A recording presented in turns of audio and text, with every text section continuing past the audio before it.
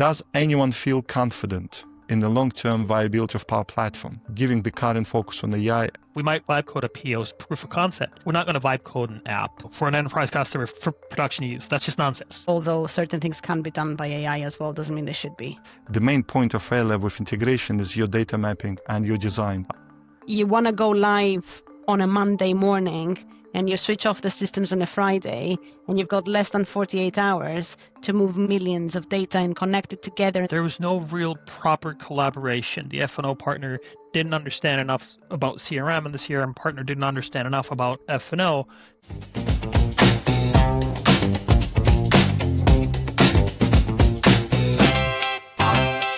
So the first thing we'll start today is with public service, free public service.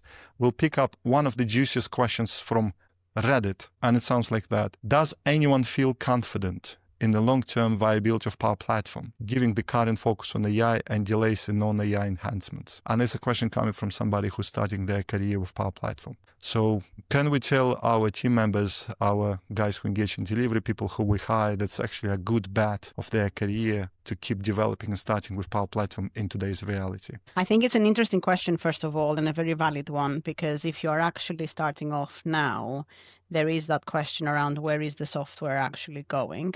It's an interesting one because when Power Platform came out, there was a similar question asked about Dynamics 365 and whether people should still be focusing on first-party apps, or would the Power Platform become the actual kind of software that we were using rather than first-party apps, and should we all be becoming Power Platform experts and not D365 first-party app experts, and where does it go? And I think that this adds an additional layer on top of that. Power Platform or AI agents, Copilot Studio, Azure Foundry, Azure AI Services, where do you actually focus? Because the future is definitely in those, but does that mean that the Power Platform will stop existing? No. I think you need to be an expert in Power Platform before you actually start looking at agents and co-pilots and all that stuff, because fundamentally the Power Platform is what supports it all, and to a certain extent Azure as well, depending on what you're doing. So I think having a fundamental knowledge of the building blocks is still very important, even if you're planning to fly a plane. Good metaphor, eh?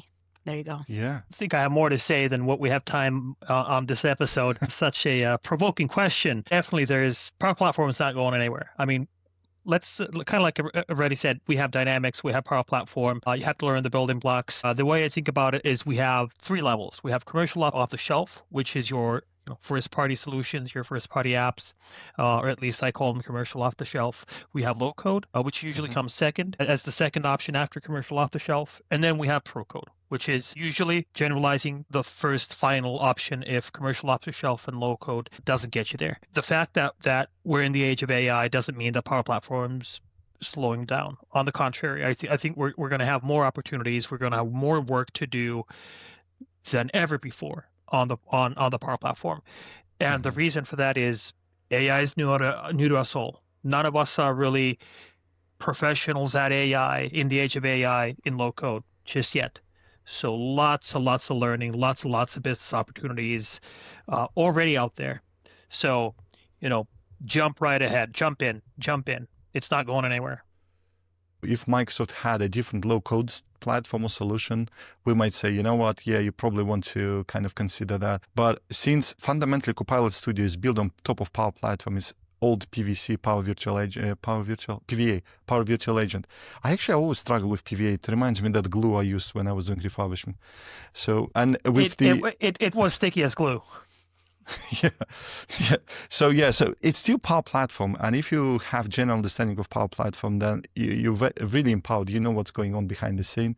It's one angle, and second angle. Let's assume AI replaces, and it will be like pro coding. You'll do vibe coding. Usually projects and customers and delivery people usually so much focused on so-called functional requirements, while the majority of pitfalls are actually non-functional area. And it's your security, your data access, your data protection, whatever. So it's very unlikely you're going to build it even with vibe coding, because sometimes you even don't know what to ask for. And since you have that Copilot Studio and what used to be PVA Power Platform, which is covering for you, you can just focus on your true functional requirement, make your customer happy without making any compromises on your non-functional stack. So fundamentally, Power Platform is something you need to pay attention as much as possible. We're not very contrarian here. What do you guys, do you think there is an angle why we should say, no, don't go there? The only thing is maybe people are thinking Power Platform equals apps, because that used to be, and I kind of want to say that used to be Power Platform a lot. It used to be, hey, Power Apps this, Power Apps that, with a hint of Power Automate, and then not factoring in Power BI. That was it. Now, apps aren't dead, but apps are becoming more AI infused, and like you said, vibe coding, Vlad, where people are starting to build apps through vibe coding. So maybe people are thinking, hey, should I go on a Power Platform if apps are becoming something that people build through vibe coding? And in projects, we're not going to vibe code apps. If we have a real project and we're delivering a project for a customer, we're actually going to build it from scratch. We're not going to vibe code it. We might vibe code a PO's proof of concept, but we're not going to vibe code an app for an enterprise customer for production use. That's just nonsense. That's not going to happen, at least not anytime soon. See, this is the thing. I would argue that people shouldn't do that, and they should know that they shouldn't do that. But will they actually do that? That's the question.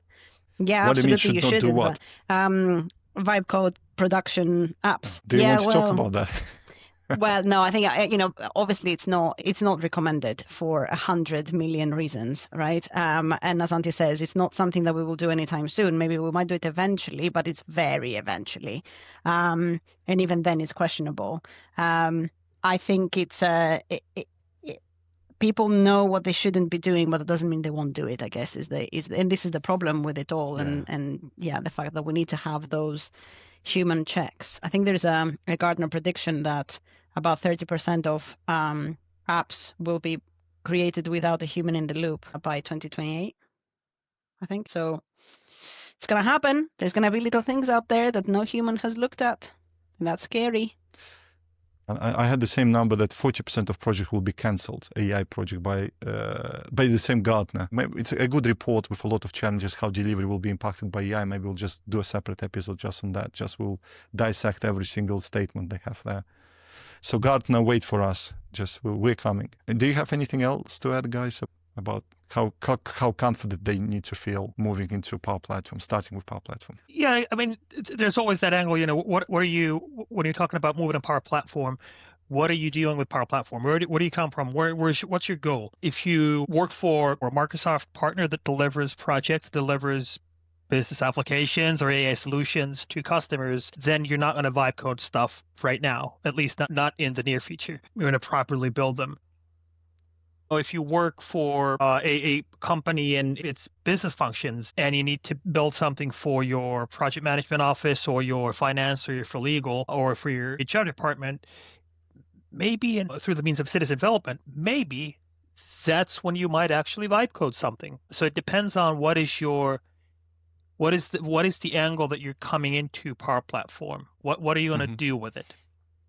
I think, there's we could discuss this for ages, to be honest, but it's at the moment I think it's something that we need to wait and see, and fundamentally I think the important thing to be aware of is that there's a human element to software development that we cannot substitute with AI at the moment, and perhaps we will never be able to substitute, right? And I think that's the main thing for me is we must remember that although certain things can be done by AI as well, doesn't mean they should be.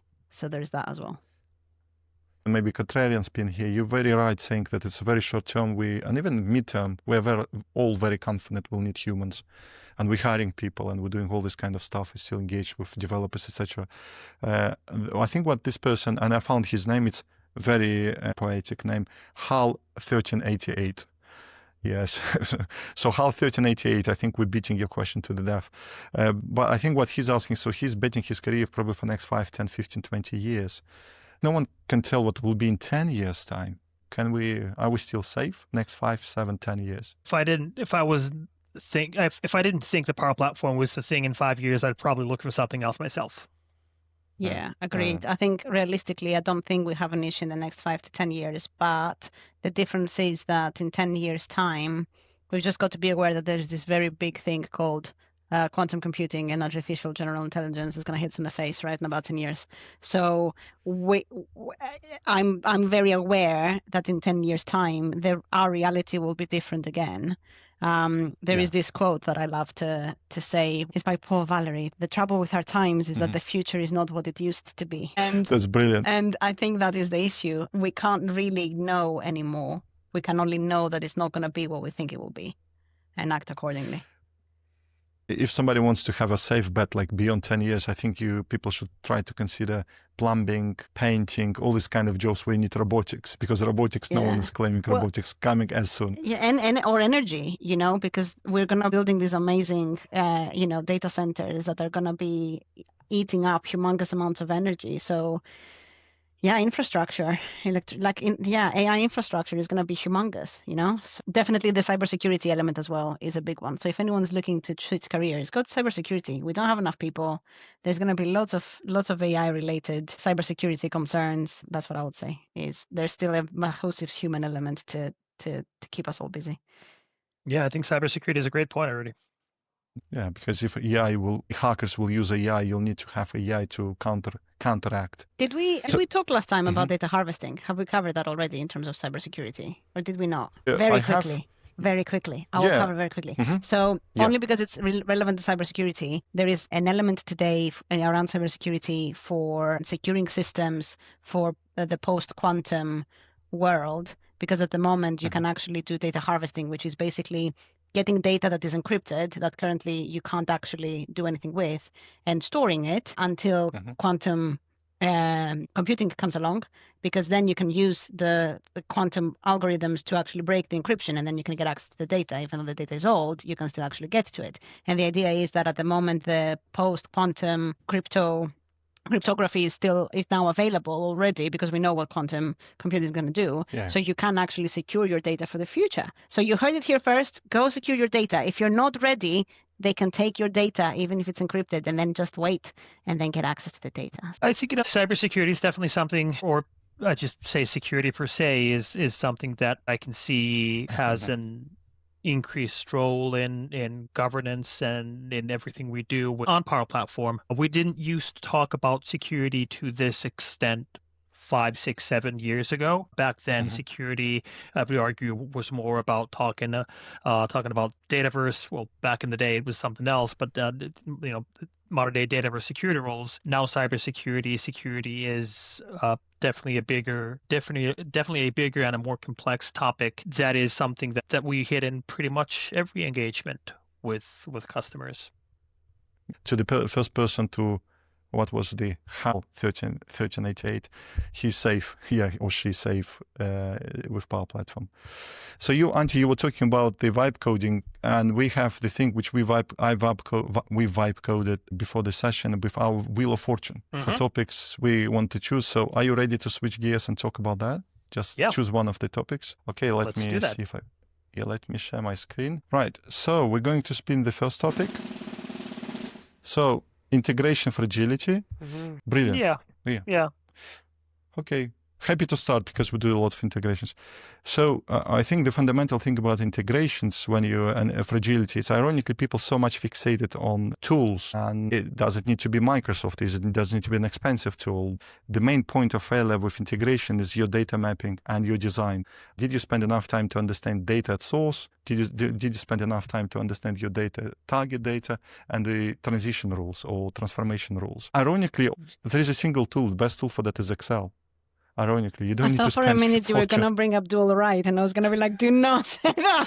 No, we're not going. If you want to. So what do you know about dual write? What's so bad about dual write? I know enough to know. No, I'm kidding. No, please continue. I don't want to derail your statement. Go. Yeah, core idea to become anti-fragile, spending time on any integration, you just need to be sure you spend enough time understanding data at source, understand data quality, to understand how the data transition rules will look like, and how the data kind of your end place will look like. Also, it's very important. You'll be surprised how many times people talk about data migration, what they actually mean is integration. But fundamentally, what they need to do is just one single off migration. And it isn't ironic how the most complex thing is usually over-engineered because people didn't spend enough time on design phase. And it's probably valid for anything, but I think with data migration, people usually skip design, the jump, and try to build something. Yeah, integrations can be quite complex depending on what you're trying to integrate and why you're trying to integrate it. And you need to know what you're trying to achieve and why an integration is the right thing to do. I think before the world of Power Platform, Power Automate, connectors, all that good stuff. Integrating two systems was a massive exercise, quite expensive, and therefore it was not done often. And if it was done very code heavy, for lack of a better word. Now integrating is a lot easier, but I don't know if that's a good thing, because maybe we are ending up integrating things that shouldn't be integrated or don't need to be integrated, or create dependencies where they don't need to be, or we're creating very complex situations. And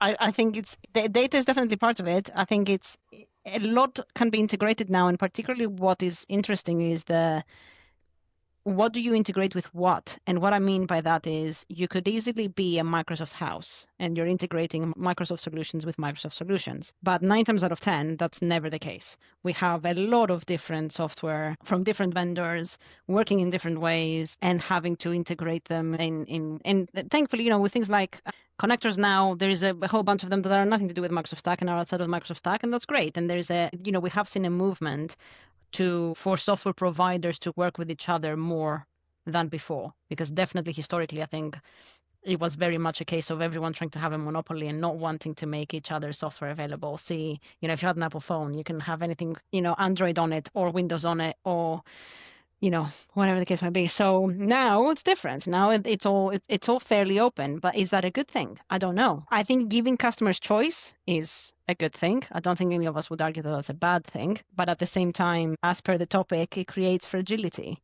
And vulnerabilities as well that you may not be aware of. If everyone is using the Microsoft Stack, Microsoft knows what their customers are doing with their software, but you have so many different millions of combinations of software and integrations and pieces that could work. So it's that complexity can be very problematic as well. And let's not bring up upgrades, shall we? Yeah, I kind of want to tap into that partners working together. I think that's I wouldn't call it a movement, but that's definitely something that I've seen become a reality more and more, partners just working in their own silos, but genuinely working together, whether it's integrations or no integrations at all. It could be just building basically a solution together for the customer. That's also something that I'm seeing happening. But yeah, I mean, if we talk about integrations, then I think there is an upside to the fact that partners are becoming more and more collaborative in this space. And I think it ends up being beneficial, just in the end ends up being more beneficial for customers versus them working in their own in their own silos. What I probably want to say, since like you already told, we shouldn't oversimplify integration. Migrations is okay, but we shouldn't oversimplify, because the impact of data, imagine you pull, I don't know, a few hundreds of records. It's not a huge impact, but imagine by mistake it was pulled 1 million times. Now you have what it used to be a small issue with a small subset of data. Now your database is bloated and you cannot really pull it out. And there's a cost to it as well. It's expensive. Yeah, and expensive sometimes to pull it back. It's sometimes impossible. You messed up the gems with germs, and you'll not be able to pull it out easily. Yeah, I mean, what I would say is a good starting point would if you're working on Power Platform, then a good starting point would be the connector ecosystem.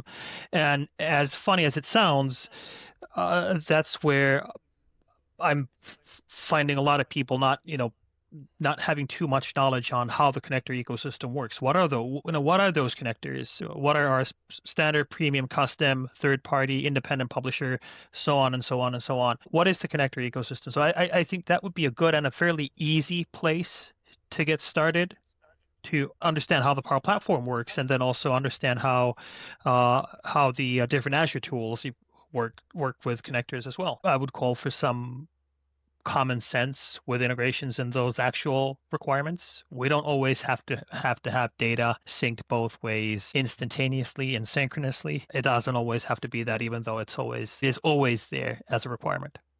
Yeah, always as a preference. Yeah, can you do it both ways always?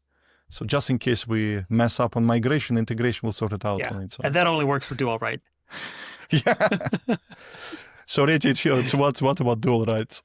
What do you want to say? It's You one have just 5 seconds. Yeah, it's one of those things No. where dual right is a fun one. So I've got project teams that do DevC projects and FNO projects, and a lot of the time, if you've got both, then the subject of dual right comes up, and how do you integrate, and how do you have data move from FNO to C and C to FNO and all that jazz. I wouldn't say I'm an expert in it because although I was part of projects where dual right was introduced, I wasn't the person that was actually technically involved in the integrations because that's not my skills and experience. But I am aware that, let's just say, it can be problematic sometimes. So to Anti's point, to say the least. Yes. So to Anti's point, I think it's important to recognize that there is fragility in that and do some careful planning and design. Make sure you've got backup and redundancy systems for if the process isn't working, what's the alternative, what's the backup,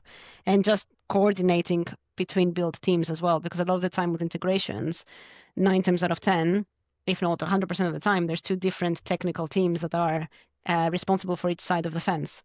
Do you have any horror stories with integration you can share? I think the main thing with integrations is actually around data for me, and the fact that prior to an integration, a lot of the time, I think Antti has touched on this already, the data migration element of it, or perhaps you did, Vlad. The fact that it's most of the time when you're looking to integrate systems, there is that requirement for a data migration piece before that integration is switched on.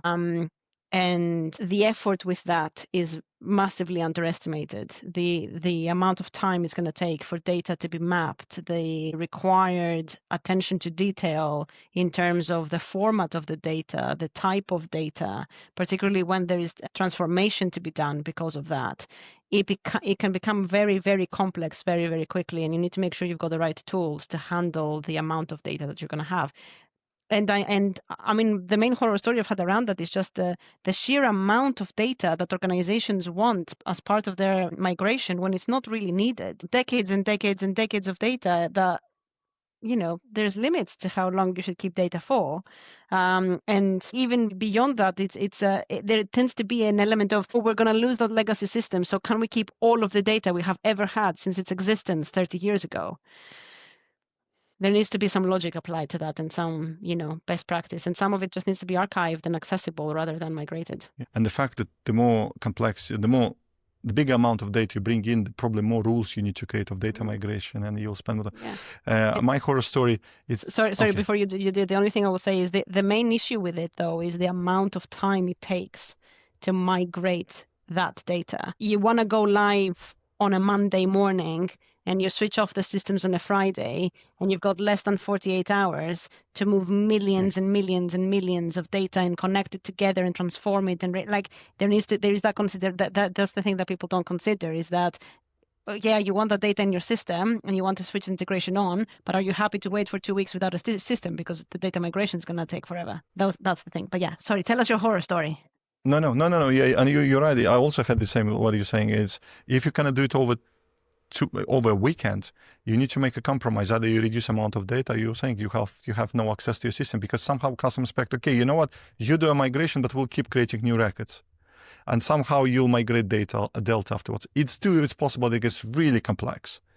And my horror story is, again, about the designing phase. It's one of actually well-known brand. I'm not going to mention it. It's one of the in our industry. They were trying to migrate to reconcile two data sets. It was just to charge customers because sometimes they were losing money. They were the system which was registering expiration date of subscription was in one system and billing was in a different. And because the expiration was not aligned, customers were not billed sometimes, and they lose millions dollars, as far as I understand, a month. Initial plan was, by volume was not large, not a lot of records had to be synced, and they expected to go live in 3 weeks. And I think by the end of third month, we were still trying to nail transformation rules, because they could never agree. They had so many departments engaged just to say, okay, what this field means. For example, if it's coming from Visa card, what kind of data we need to capture. If it's from Amex, what else, and what kind of rules should be there. And no one could sign that paper off just to agree what kind of transformation rules be. So this is the story for people for whom it might resonate. maybe it's not a horror story, maybe it's borderline horror story, but it actually has to do with dual write. It touches on both of the same things that you both already mentioned. It was more around a classic CRM to F&O scenario where customer wanted information from a new CRM system, move it over to their F&O, and the point there really is that the two different partners engaged in that case, were experts in their own field. The CRM partner in CRM as in Dynamics, and the F&O partner in F&O, but there was no real proper collaboration. The F&O partner didn't understand enough about CRM, and the CRM partner didn't understand enough about F&O to actually make that integration work the way the customer wanted. And the point of this is that kind of back to why partners are, and seeing the partners are working more and more together. I think it's key, especially in smaller practices, when businesses where partners might have a separate CRM and a separate F&O practice, being able to work together is really key in these kinds of integrations and projects where you have to kind of make something happen for the customer together, and you're not an expert in more than one side of the coin.